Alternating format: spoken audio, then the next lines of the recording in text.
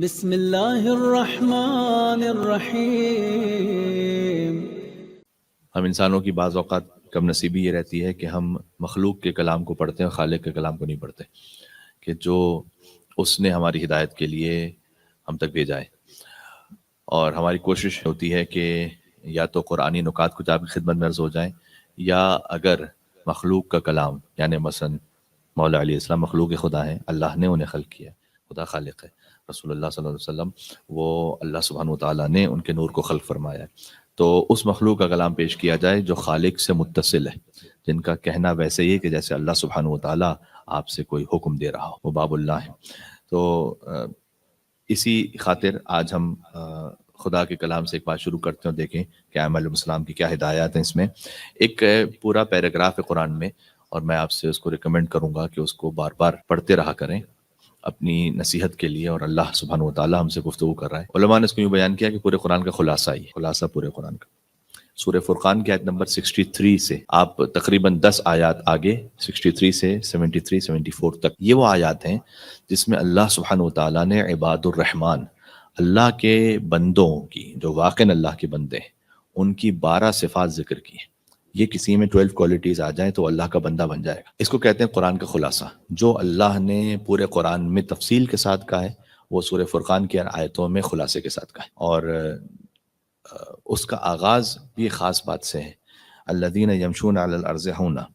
اگر میں اس کو 12 پہلے آپ کی خدمت میں کاؤنٹ کر لوں تو آپ کے پاس ایک اس کا ہولسٹکلی اس کی پکچر آ جائے گی، اس کے بعد ہم اس میں سے بعض پہ بات کر سکیں گے جتنا وقت میں گنجائش ہوگی۔ سب سے پہلے ہے مثلا تواضع، اللہ تعالیٰ نے کہا تواضع، غرور نہیں ہوتا ان میں، عباد الرحمن میں غرور نہیں ہوتا۔ ایک مرتبہ تواضع ہے کسی کے پاس اس لیے کہ وہ مجبور ہے یا وہ خوف میں ہے، ڈرا ہوا ہے، تو اس نے تو تواضع کرنی ہے۔ ایک دفعہ تواضع کی بنیاد ہے کہ میں اللہ کا بندہ ہوں، خوف نہیں ہے، فقر نہیں ہے، کوئی اور گھبراہٹ نہیں ہے، لیکن یہ کہ چونکہ اللہ کا بندہ ہوں اس لیے میں متواضع ہوں، یہ تواضع قابل قدر ہے۔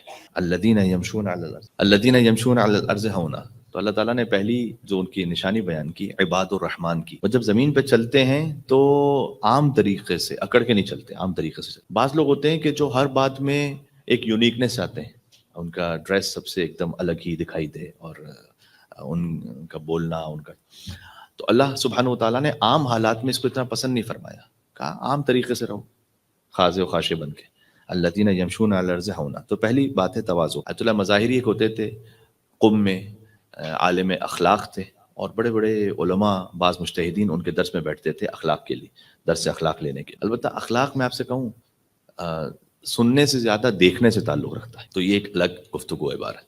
لیکن عالم اخلاق تھے وہ، اور وہ اخلاق کے موضوعات پہ گفتگو کرتے تھے، تو اس وقت جو ان کے درس کو اٹینڈ کر چکے ہیں وہ یہ بتاتے ہیں کہ تکبر کی بیماری پر انہوں نے 1 سال تک گفتگو کی، ایوری ویک 1 سال تک تکبر ہی پہ بولتے رہے، اور وہ کہتے تھے کہ تکبر اتنا خطرناک مرض ہے، چاہے وہ کسی کو شہرت کا ہو جائے یا دولت کا ہو جائے یا اپنے اسٹیٹس کا ہو جائے، پاسپورٹ کا ہو جائے، کسی بھی شے کا اپنے آپ کو بڑا سمجھنے لگے وہ، تو تکبر اتنا خطرناک مرض ہے، چونکہ اس کائنات میں آپ کہہ سکتے ہیں کہ جو پہلا گناہ ہوا وہ تکبر کا ہوا، شیطان نے تکبر کیا کہ تو نے مجھے آگ سے خلق کیا، اس کو مٹی سے خلق کیا، تو میں کیوں اس کے سامنے جھکوں۔ سب سے پہلا جو گناہ ہے وہ تکبر کا، اکڑ کا ہے۔ اور ایسا نہیں کہ حضرت آدم علیہ السلام سے خطا نہیں ہوئی تھی، یہ بھی ایک سمجھنے والی بات ہے۔ آدم علیہ السلام بھی تو درخت کے قریب چلے گئے نا، جسے اللہ نے منع کیا تھا، لا تقربا هذه الشجرہ، اے آدم اور حوا اس درخت کے قریب نہیں جانا، اور وہ چلے گئے۔ بہرحال وہ گناہ نہیں تھا، ترک اولا تھا، اللہ سبحانہ وتعالیٰ نے بطور حرام اور معصیت نہیں روکا ہوا تھا، خود آدم علیہ السلام کی ایک بھلائی کے لیے روکا ہوا تھا، لیکن وہ چلے گئے۔ تو آدم علیہ السلام سے بھی ترک اولا ہوا ہے، خطا ہوئی ہے، اور ابلیس سے بھی ایک گناہ ہوا ہے، غلط کام ہوا ہے۔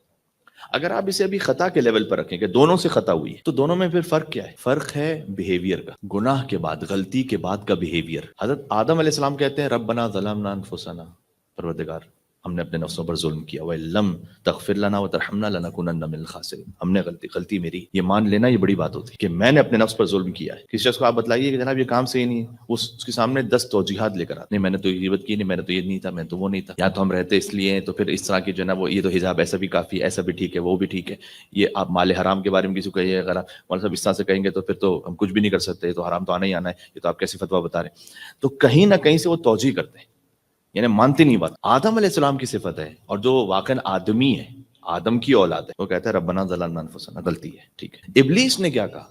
ابلیس نے کہا رب بما اغویتنی، اے اللہ تو نے مجھے گمراہ کر دیا. اللہ پہ ڈال رہا ہے وہ. اب اس نے میرے ساتھ ایسا کیا تو میں کیا کروں. اس نے جو ہے وہ مٹی سے خلق کیا اسے, وہ بھی ایک سڑی ہوئی کھنکھناتی مٹی, اور میں آگ سے خلق ہوا ہوں, مجھے کہہ رہا ہے کہ میں سامنے جھکوں. یہ کیسے ہو سکتا؟ تو یہ بیہیویئرز کا فرق ہے. تو تکبر وہ مرض ہے کہ جو سب سے پہلے مثلا ابلیس کو لاحق ہوا, وہ اکڑتا ہے, اور اس کے بعد کا جو مرض تھا وہ حرص تھا. بہرحال حضرت آدم علیہ السلام نے حرص کیا, درخت کے قریب گئے. اور تیسرا پھر جو گناہ واقع ہوا وہ حسد کا تھا کہ قابیل نے حابیل سے حسد کیا, اور چوتھا گناہ جو واقع ہوا وہ قتل کا. تو یہ ترتیب ہے کہ اس طریقے سے انسان ایک کے بعد ایک کے بعد ایک کے بعد ایک کے بعد ایک گناہ میں مبتلا ہو جاتا ہے. تو بہرحال پہلی بات یہ ہے, میں نے بات جہاں سے شروع کی تھی سورہ فرقان کے آیت نمبر 63 سے, قرآن کا پورا خلاصہ ہے اللہ کیسے بندے چاہتا ہے اپنے.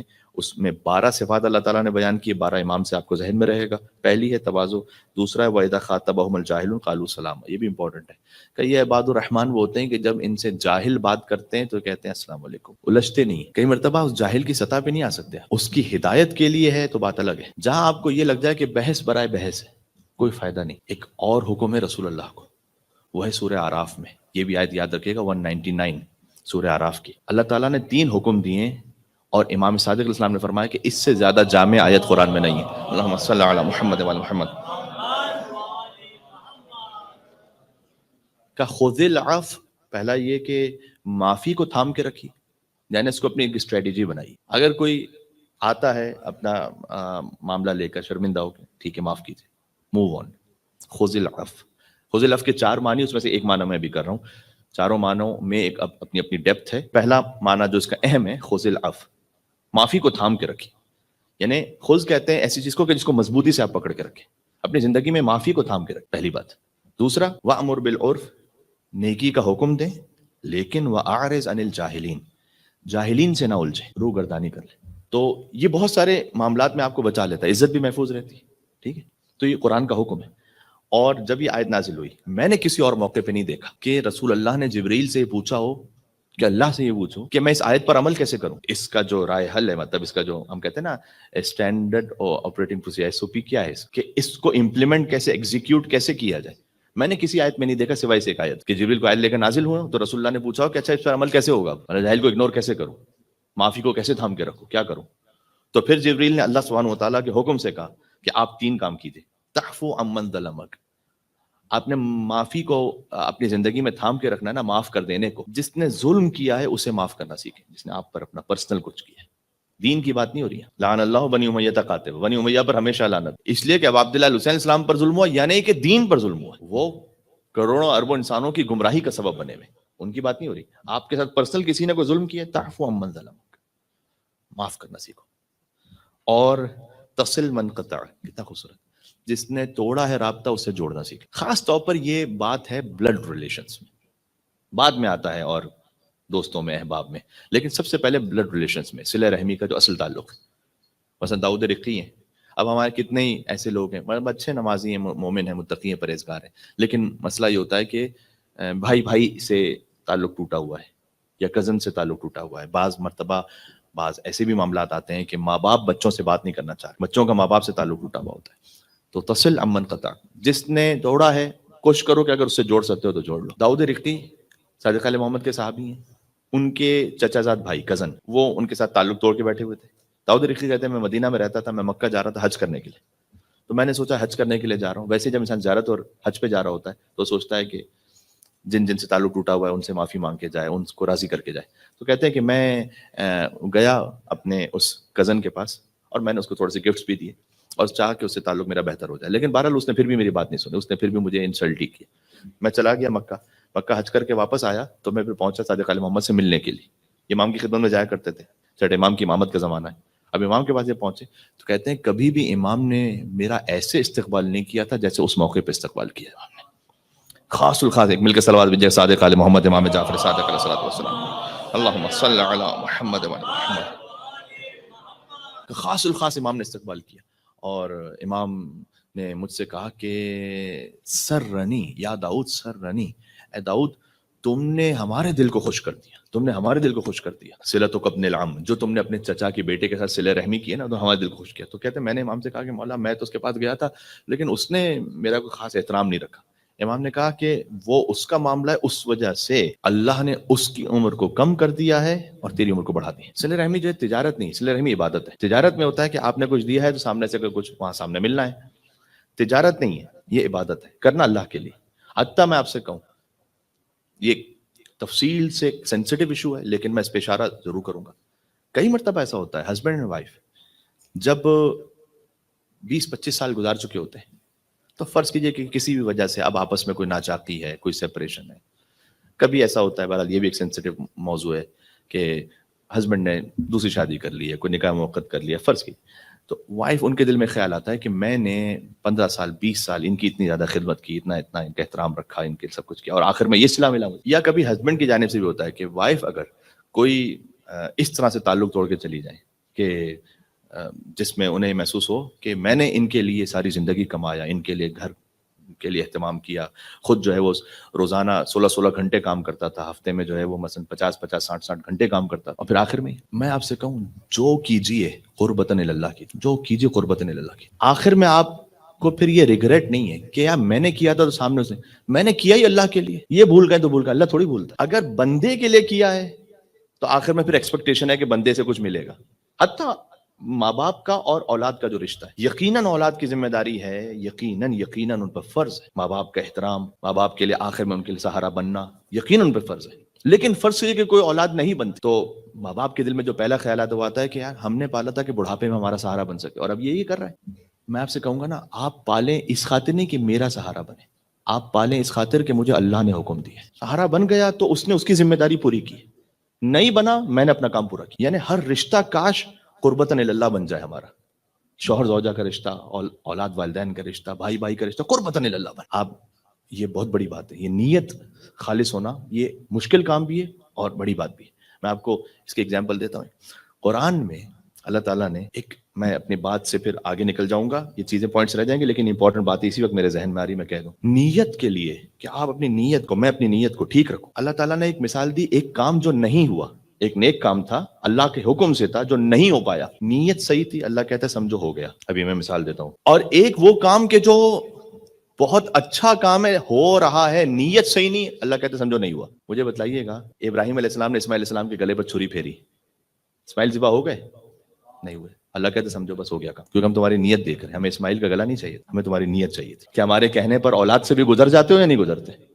تم گزر گئے بس۔ لقد صدقنا الرؤيا، اللہ تعالیٰ نے قرآن میں کہا ہے فلما بلغ معه السعي قال يا بني اني ارى في المنام اني اذبحك فانظر ماذا ترى قال يا ابت افعل ما تؤمر ستجدني ان شاء الله من الصابرين فلما اسلم وتله للجبين وناديناه يا ابراهيم قد صدقت الرؤيا۔ اب پوری آیات کا ترجمہ کرنے کا وقت نہیں، میں فقط قد صدقت الرؤيا، اے ابراہیم آپ نے جو پیشانی کے بل لٹا کر اسماعیل کے پر چھری پھیری وہ نہیں ہوئے ذبح، لیکن ہم کہہ رہے ہیں کہ آپ نے اپنے خواب کو سچ کر دکھایا، ہو گیا ختم۔ آپ غور فرمائیں، یہ کام جو نہیں ہوا اللہ کہتے ہو گیا، جو نیت خالص ہے، پیور ہے۔ ابراہیم علیہ السلام کا ہارٹ پیور ہے، اسماعیل علیہ السلام کی نیت خالص ہے۔ دوسری طرف سے ایک سورہ ایسا ہے کہ جو جمعے کے دن پڑھنے کی تاکید ہے، وہ پہلی رکعت میں سورہ جمعہ پڑھتے ہیں نماز میں الحمد کے بعد، اور دوسری رکعت میں سورہ منافقون پڑھنے کی تاکید ہے۔ وہ ہم بہرحال تنگی وقت کی بنیاد پہ نہیں پڑھ پاتے، لیکن سورہ منافقون آپ ویسے سورہ جمعہ کو تو ہم یہاں سن لیتے ہیں، بعد میں سورہ منافقون پڑھ لیا کیجیے جمعے کے دن جب بھی آپ کو موقع ملے، ہے نا۔ اذا جاءک المنافقون قالوا نشہد انک لرسول اللہ، منافق یہ کہتے ہیں کہ ہم یہ گواہی دیتے ہیں کہ آپ اللہ کے رسول ہیں، یعنی منافق پڑھتے ہیں محمد رسول اللہ۔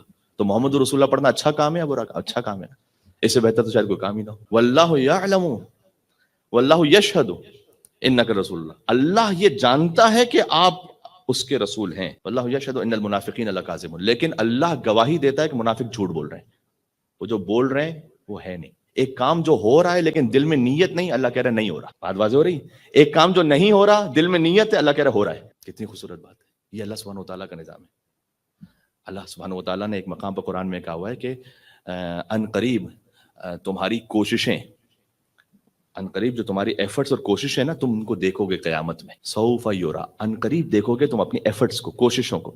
مجھے ایک بات بتائیے گا، دنیا کا کون سا نظام ایسا ہے کہ جو ایفرٹس کو دیکھتا ہو؟ خالی آپ گئے اپنی پروفیشنل ورلڈ کی مثال لیجیے گا، آپ نے اپنی سی وی بنائی ہے اور جا کے انٹرویو میں پیش کی، آن لائن آج کل بھیج دیتے ہیں، اس میں کیا آپ یہ لکھیں گے کہ میں نے کوشش بہت کی تھی، میرے گھر پہ مثلا پاکستان میں رہتا تھا تو لائٹ نہیں آتی تھی اکثر، بجلی جو ہے وہ چلی جاتی تھی, پانی بھی مشکل تھا, یہ بھی تھا وہ بھی تھا.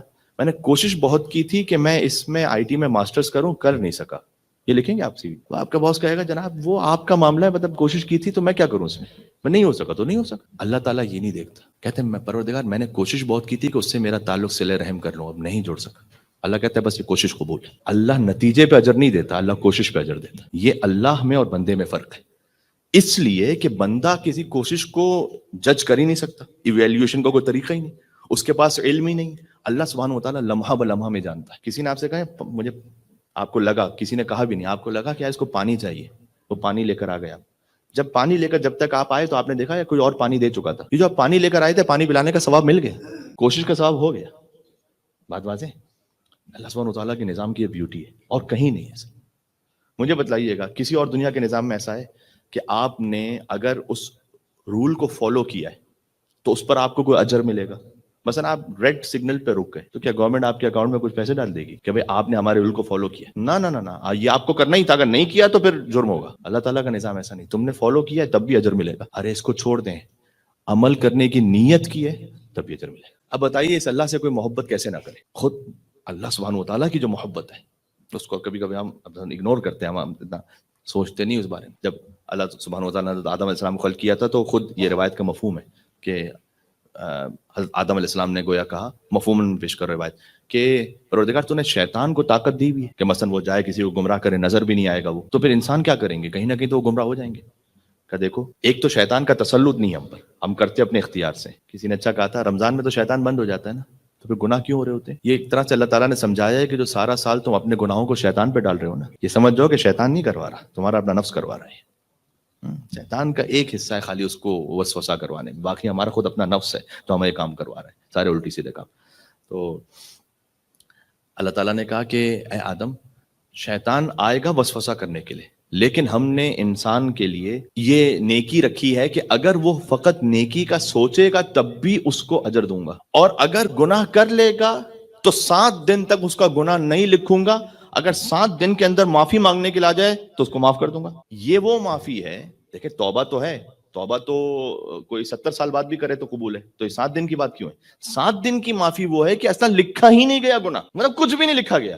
بعض روایات میں شب جمعہ ہے, جب گناہ ہو گیا اس سے اگلی شب جمعہ تک انسان کو واقعا خلوص کے ساتھ آئے, مطلب یہ کہ پروردگار یہ مجھ سے غلطی ہوئی, فجر کی نماز قضا ہو گئی, مجھ سے غلطی ہو گئی. الگ لکھنے ہی نہیں دیتا ملائکہ کو, ختم. یہ نہیں کہ لکھ کے مٹایا. اور اگر کوئی بات تک بھی توبہ کرے گا, موت دیکھنے سے پہلے تک ہم قبول کریں گے. حضرت آدم علیہ السلام نے کہا بس پروردگار میری اولاد کے لیے یہ بس, اب کوئی اس کے بعد بھی گمراہ ہو, اس کے بعد بھی نہ بخشے, وہ پھر اپنی بدبختی پر ہے. یہ ہے اللہ سبحانہ و تعالیٰ ارحم الراحمین ہے. اس کے لیے ایک دعا مانگتے رہنا چاہیے, اور وہ ہے ہر دعا مستحب ہے مانگنا, ایک دعا واجب ہے. پتہ ہے وہ کون سی دعا واجب ہے؟ یہ ایک بونس کا سوال بھی ہو سکتا ہے بچوں کی دینیات کلاس میں. کون سی دعا مانگنا واجب ہے؟ وہ ہے اہدنا الصراط المستقیم. نماز پڑھنا واجب ہے, نماز میں سورہ الحمد واجب ہے, کم سے کم آپ 10 مرتبہ دن میں اہدنا الصراط المستقیم کہیں گے, یہ واجب ہے. باقی ساری دعائیں مستحب ہیں, یہ واجب ہے. رسول اللہ پر واجب تھا 20 مرتبہ کہنا, اس لیے کہ ان پر نماز شب بھی واجب تھی. وہ رسول کے جن کے لیے قرآن میں 2 مرتبہ آیا ہے علی صراط مستقیم, سورہ یاسین میں تو ہے یاسین والقرآن الحکیم انک لمن المرسلین علی صراط مستقیم. آپ صراط مستقیم پر حاوی ہیں. آپ اس رسول پر اللہ نے واجب کیا کہ آپ بھی 20 مرتبہ کہیں اہدنا الصراط المستقیم. وہ رسول جو خود صراط مستقیم ہے, پروردگار صراط مستقیم کی ہدایت کرتا رہے. یو نیور نو کب کوئی کون سلپ ہو جائے, اس لیے یہ بہت امپورٹنٹ ہے. تو اللہ تعالیٰ نے ہمیں 10 مرتبہ تو یہ کہا کہ واجب ہے. ویسے ہم سورہ فاتحہ پڑھتے ہیں مرحومین کے لیے, تو اس کو ذرا سوچ سمجھ کے پڑھ گئے. اہدنا الصراط المستقیم, پروردگار سیدھی راہ کی ہدایت کرتا رہے. کبھی بھی کوئی کسی وقت پر آ کر وہ کسی غلط راستے پہ جا سکتا ہے. اور کتنی اس کی ایسی مثالیں. سورہ تغابن, اب میں نے آج آپ کے سامنے 2-3 قرآن کے چھوٹے چھوٹے سے پیراگرافز ان کا حوالہ دے دیا. ایک میں نے سورہ فرقان کی بات کی کہ آپ آیت نمبر 63 سے آخر تک دیکھیے گا, تقریباً 73 تک. ایک میں نے آپ کے سامنے سورہ آراف کی مثال دی, 199 آیت, جس میں اللہ تعالیٰ نے 3 حکم دیے. امام صادق اسلام نے فرمایا کہ جامع ترین آیت ہے یہ. پہلا حکم یہ دے کہ معافی کو تھام کے رکھو, دوسرا یہ کہ جاہلین سے اعراض کرو, اور تیسرا یہ تھا کہ عمل معروف کرو, نیکی کا حکم دو, جہاں پاسبل ہے نیکی کا حکم دو. یہ سورہ آراف کی آیت نمبر 199 ہو گئی. سورہ تغابن کی آیت آخری جو 5 آیتیں نا, اس کے لیے روایت میں کہ یہ ہر انسان کی پیشانی پر لکھی ہوئی. کیا مطلب ہے؟ پیشانی پہ تو نہیں لکھی ہوئی, نظر نہیں آ رہا, مطلب اس کا یہ ہے کہ ہر انسان کی جو سرنوشت ہے، اینڈ ہے، وہ انہی 5 میں سے کچھ ہے. یہ امام کی حدیث ہے. اس سورہ تغابن کی ان آیات میں سے یہ ہے کہ بعض مرتبہ خود انسان کی اپنی اولاد اور ازواج، شوہر و زوجہ یہاں دونوں مراد، یہ انسان کے دشمن بن جاتے ہیں. ان من ازواجکم اولادکم عدوا، وہ تمہارے اپنے دشمن ہوتے ہیں، اللہ کے راستے میں تم کو آگے نہیں بڑھنے دیتے. تو کبھی انسان کس موقع پر آ کے سلپ ہو جاتا ہے اس کو پتہ نہیں چلتا. خود زبیر مولا علیہ السلام کے ساتھ اٹھنے بیٹھنے والے، مولا نے کہا کہ آخر میں اس کے بیٹے نے اسے گمراہ کر دیا، عبید اللہ ابن زبیر نے گمراہ کر دیا، اور بیٹے نے ہماری راہ ولایت سے اس کو ہٹا دیا، ورنہ باپ راہ حق پر تھا. تو اس لیے اہدنا الصراط المستقیم، پروردگار زندگی کے آخری لمحے تک صراط مستقیم کی ہدایت کرتا رہے انشاءاللہ. پروردگار ہمیں انشاءاللہ اس کا عبد صالح بننے کی توفیق عطا فرمائے، اور رسول اللہ صلی اللہ علیہ وسلم کی شفاعت سے ہم سب کو بہرہ مند فرمائے انشاءاللہ. یہاں بات کا اختتام کرتے ہیں. فی الحال دیکھیں آگے پھر کسی اور موقع پر اس کو اور کنٹینیو کریں گے.